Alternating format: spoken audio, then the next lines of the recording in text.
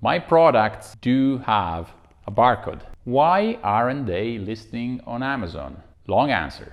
To list on Amazon via Nembol, your products must have a genuine barcode, a genuine GTIN within the barcode field. A genuine barcode is a barcode which is either provided to you by the manufacturer or purchased by you by an authority entitled to issue barcodes. So first of all, the problem may be that whatever is written in the barcode field is not a genuine barcode. Problem number one. In that case, Amazon will not accept it. Problem number two, possible, is that the barcode is totally a genuine one, but it is not associated within Amazon to any content. So Amazon doesn't know any product associated with that barcode.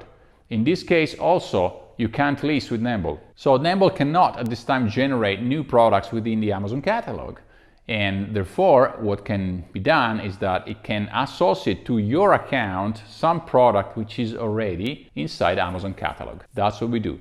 Therefore, if the product you're trying to list is not already in Amazon catalog, you have to create it within your Seller Central. So to list on Amazon, remember, GTIN, genuine GTIN within Nembol barcode field. UPC code, ISBN if you have books, or EN codes.